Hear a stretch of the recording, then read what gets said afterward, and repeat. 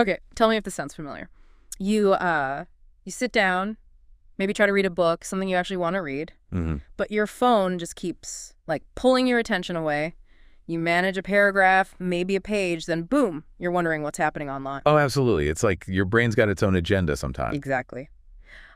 Our guide for today, Johann Haidt, he felt this big time. He talks about this one afternoon in Memphis, just hours trying to focus on a few pages, feeling totally scattered. Right, and that feeling, that real struggle to just lock in, that's what kicked off his whole investigation. And that's the core of this deep dive, isn't it? We're looking into his book, Stolen Focus. Yeah, and what's great is he doesn't just say, oh, it's my fault I lack willpower. No, he goes out and talks to, like, a whole range of people, neuroscientists, social scientists. A really diverse group.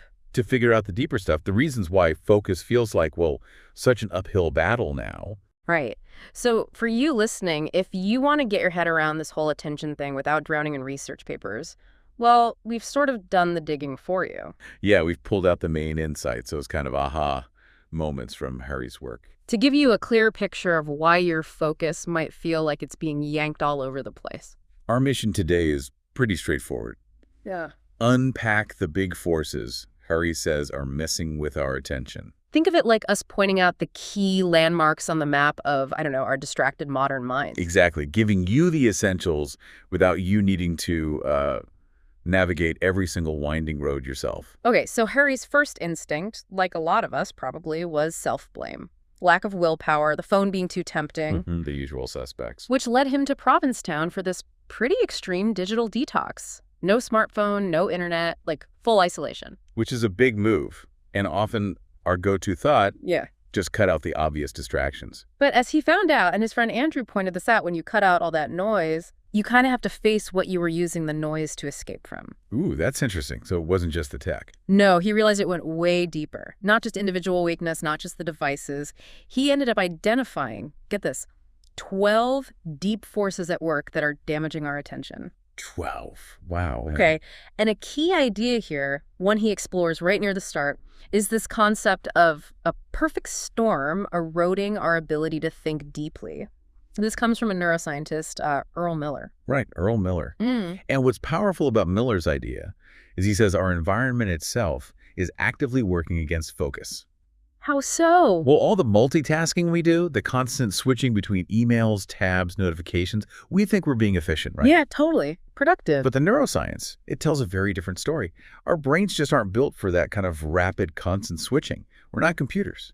We're really not. And that switching, it has a real cost, cognitively speaking. Yeah. Miller points out that creativity suffers. How does that work? Well, our brains get so busy just managing the act of switching and correcting the errors that inevitably happen when we switch, that there's less mental space left for making those new connections, those leaps that lead to creative ideas. So the very thing we think is making us hyper-productive might actually be like throttling our innovation. Exactly. And there's this huge gap between how well we think we multitask and reality. Oh, yeah. Haidt mentions research showing the average teen or young adult thinks they can follow, 6 or 7 different types of media at the same time? 6 or 7? Wow. No. Right. It's completely out of sync with what our brains can actually handle. It's this fundamental mismatch. It's like trying to juggle flaming torches while riding a unicycle. Something's got to give. Pretty much. And to help visualize this overload, Haidt brings in another neuroscientist, Adam Gazzaley. He has this great analogy. Okay, what is it? He compares the brain to a busy nightclub. A nightclub? Yeah, and there's a bouncer at the door. That's our executive function, the part that filters out distractions so we can focus. Right, the filter. But our modern world, with the constant pings and alerts and streams of info, it's like a massive crowd constantly shoving against that bouncer. Ah, so the bouncer gets overwhelmed, less effective at keeping the irrelevant stuff out. Precisely. It weakens the filter. Okay, so it's clear this isn't just about us noting more willpower. The environment is a huge factor. Definitely. Which leads Haidt to look closer at technology itself. Not just as a distraction, but its design. He talks to James Williams. Yeah, the former Google strategist. He's become quite critical. Very critical. Williams argues that just doing a personal digital detox is like, wearing a flimsy mask in a city choked with smog. It helps a bit, maybe, Right. but doesn't solve the root problem. Exactly. William says we need to tackle the systemic issues, the environmental changes in our digital world. And that's a really important shift in perspective, isn't it? Moving beyond just individual blame towards the actual design of these systems. Yeah, it is. And Harry digs into the work of people like B.J. Fogg, who studies persuasive technology. Fogg warned early on about its potential dark side. Dark side being? That very fine line, often blurry, between technology genuinely helping you and technology subtly manipulating you. Persuasion versus manipulation. And this connects directly to behavioral science. Harry links it back to B.F. Skinner. Skinner, like the operant conditioning guy. Pigeons and rats. The very same. Skinner's principles of reinforcement rewards shaping behavior. Tristan Harris, another key voice in the book. Another tech insider turned critic. Right. Harris had this big realization that those exact same Skinnerian principles were being baked into social media design. Little rewards, likes, hearts. Those dopamine hits. Exactly. Governing our behavior through these invisible rules. It's not accidental. It's engineered. It's deliberate. You look at something like Instagram, it heavily rewards how things look. Yeah. And gives you that instant feedback, the likes. It's that constant validation loop. And that loop is incredibly powerful at shaping what we pay attention to, what we start to value. It literally trains our focus. And think about the messages embedded in these platforms. Instagram is all visual, immediate approval. But the real world is complex, nuanced. It needs sustained thought. Totally different from the bite-sized, often reactive nature of somewhere like Twitter. Harry even mentions this unsettling thing he noticed about his own online behavior. The stuff he found least useful or meaningful often got the most engagement. That tracks. Yeah. Because the platforms often optimize for what grabs attention fastest: outrage, novelty, not necessarily depth or accuracy. And it's chilling when you hear from the early tech guys themselves. Sean Parker, Chamath Palihapitiya, Tony Fadell. The people who built this stuff. Yeah.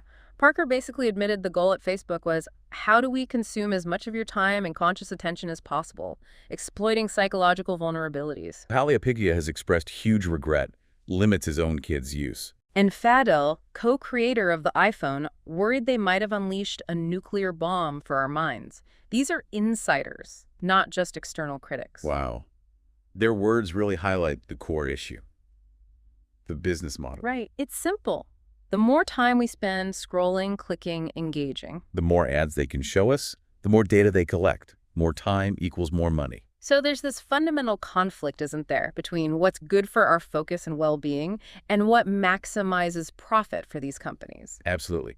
And the algorithms deciding what we see, they're not neutral referees. They're designed to maximize that engagement. Which brings in the negativity bias. Psychologists know we naturally pay more attention to negative or outrageous stuff. So the algorithms learn that showing us angry or shocking content keeps us glued to the screen longer. Exactly. It gets amplified not because it's important or true necessarily, but because it works to hold our gaze. And Harry gives that stark example from the Brazilian election with Bolsonaro supporters chanting Facebook.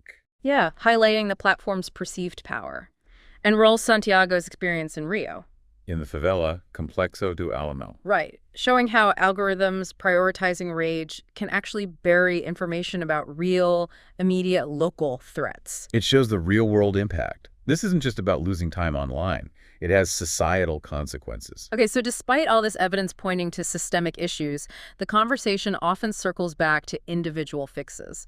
Hori talks about people like Nir Eyal. Right, the indistractable guy. He offers tips like managing notifications, scheduling your day. And look, some of that advice is practical, no doubt. Turn off some alerts, plan your time. But Harry makes a crucial counter-argument, doesn't he? He does. He says that framing it only as an individual responsibility problem, well, that plays right into the hands of the tech companies. Because it shifts the blame away from their platform design and onto the user for not having enough willpower. Exactly. Which leads to this idea of cruel optimism. Cruel optimism. Yeah, the sort of false hope that pure individual willpower can overcome an environment specifically designed to grab and hold your attention. It's like blaming someone for gaining weight when they live in a food desert, surrounded by fast food joints and aggressive junk food marketing. That's the analogy Hori uses. With the obesity crisis, public health eventually realized you had to change the environment, the food supply, access to healthy options, how cities are built. You couldn't just tell individuals to try harder.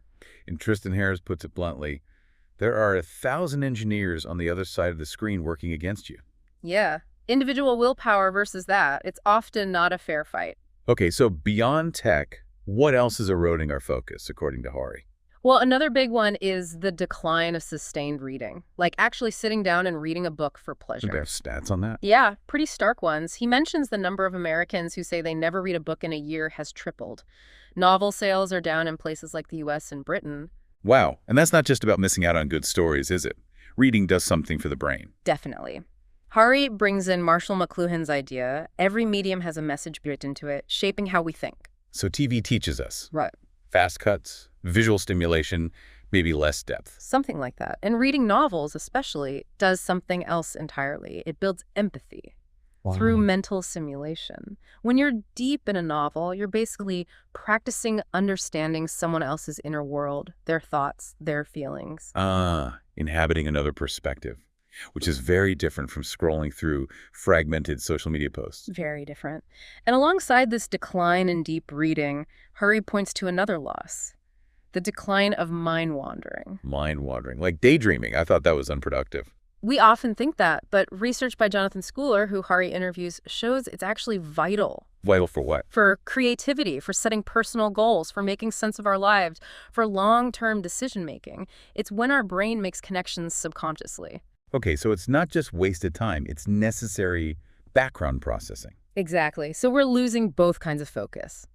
The sharp spotlight focus needed for reading or complex tasks, and the diffuse focus of mind wandering. It's like a double whammy for our thinking quality. Totally. And it makes us more distractible overall. Marcus Rachel, who discovered the brain's default mode network. The mind-wandering network. Yeah, he uses this lovely analogy. Thinking is like a symphony orchestra. Okay. Spotlight focus is one instrument playing a solo. Mind wandering is when all the other instruments join in, creating the full, rich sound. We need both. We need the whole orchestra, not just the soloist. Got it. Another huge factor, plain old physical and mental exhaustion. And Haidt really digs into sleep here, referencing Charles Czeisler's work. Czeisler's the Harvard sleep researcher, right? Studied sleep deprivation extensively. That's him. And his research shows lack of sleep isn't just making us groggy. The body literally treats it like an emergency. An emergency. It triggers the sympathetic nervous system fight or flight. Blood pressure goes up, you crave sugary, fatty foods, heart rate increases. It's like your body's constantly on edge. Wow. So pulling an all-nighter isn't just making you tired, it's physically stressing your body out. Massively. And the things we often use to cope, like melatonin or sleeping pills, Yeah. well, Roxanne Pritchard warns that chemically induced sleep isn't the same as natural restorative sleep. It might even mess things up long-term, like potentially damaging melatonin receptors. Okay, so shortcuts aren't really the answer. Yeah. And what about screens before bed? We all know it's bad, but why? It's the light, especially the blue light. It mimics daylight, specifically sunset wavelengths, tricking our brain. It's tricking it how? It suppresses melatonin production, the sleep hormone, and actually triggers a surge of waking drive right when we should be winding down. So our devices are actively telling our brains, nope, not bedtime yet. Pretty much. And this exhaustion isn't just about sleep habits. It's tied to work culture, too. Longer hours, constant availability.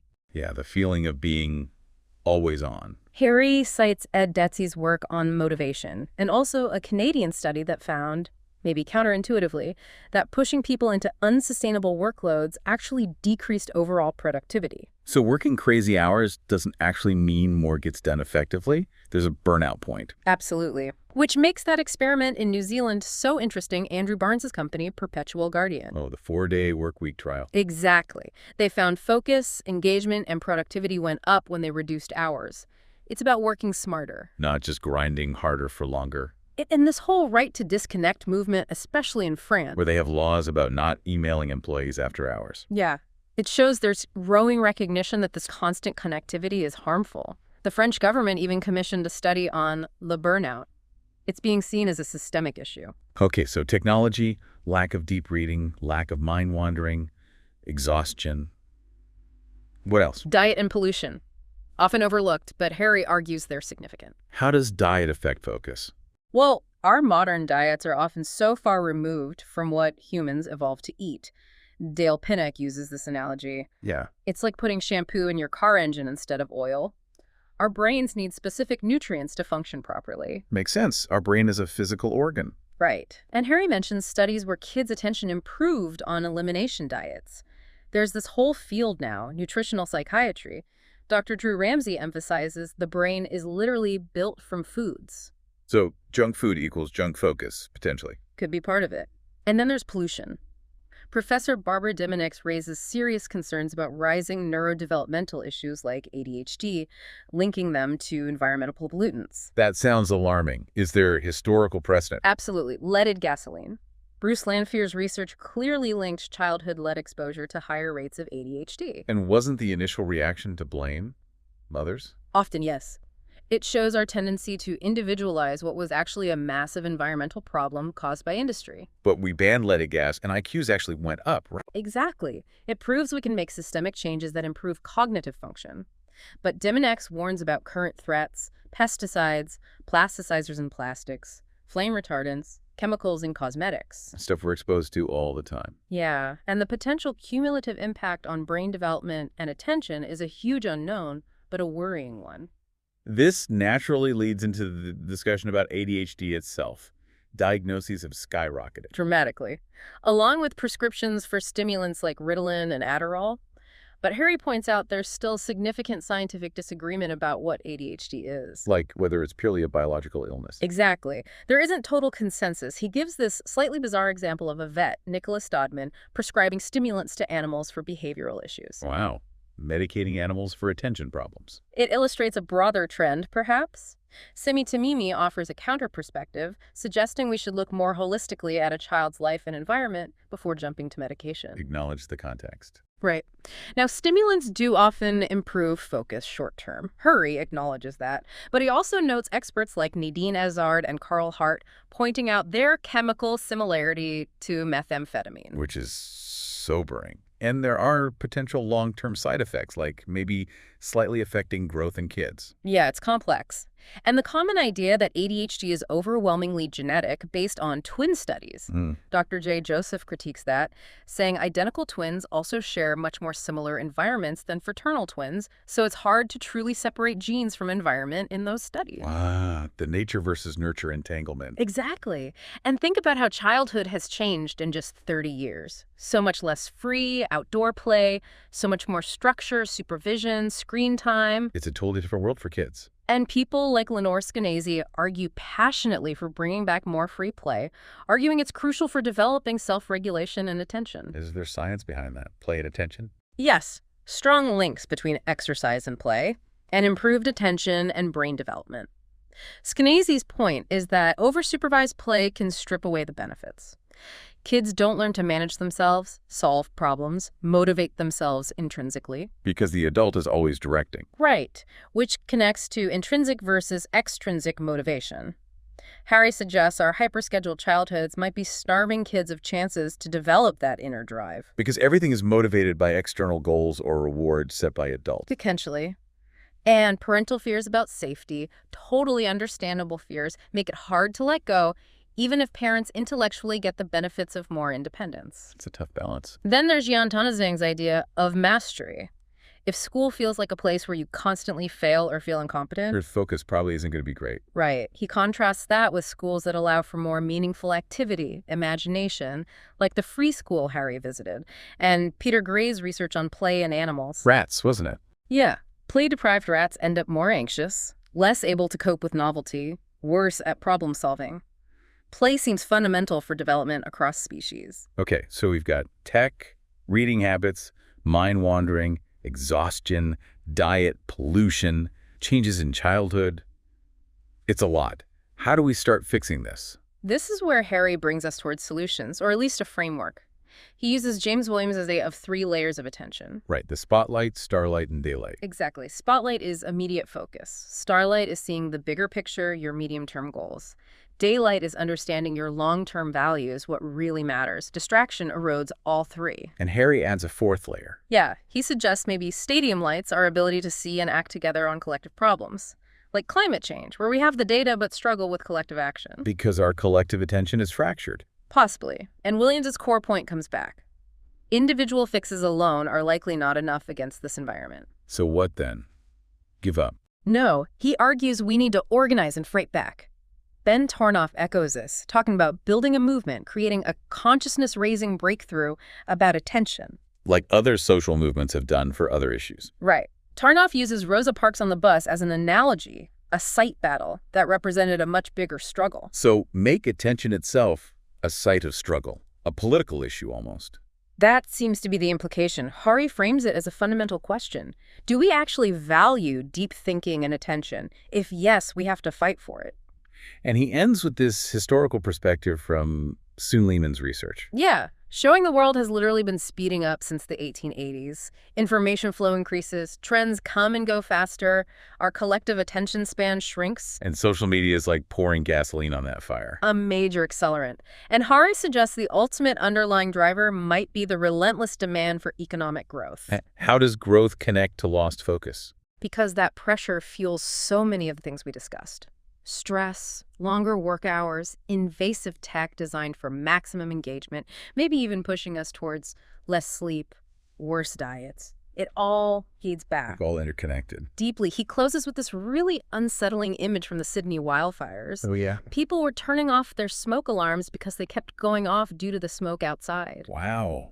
Ignoring the warning system because it's inconvenient or constant? Exactly. It's a metaphor, right, for the danger of tuning out critical warnings when our collective ability to focus is already impaired. So pulling it all together from this deep dive, it's clear the hits to our attention are coming from, well, everywhere. Yeah, it's technology design, business models, sleep, food, pollution, stress, work culture, how we raise kids. It's this huge, tangled web. A truly systemic problem. Which leaves us with a big question for you, listening. If our environment is shaping our attention so profoundly, what responsibility do we have, individually and collectively, to actively try and reshape that environment? It's a tough one. And maybe a related thought to ponder. If focus is so crucial for our well-being, for solving big problems, what are the really important warning systems in our own lives or in society that we might be tempted to tune out or ignore right now because paying attention feels too hard? Something to think about. We definitely encourage you to explore these ideas further. Hari lists groups already working on this stuff. Maybe you reflect on your own relationship with technology, the demands on your own attention. Yeah, where is your focus going, and is that where you really want it to be?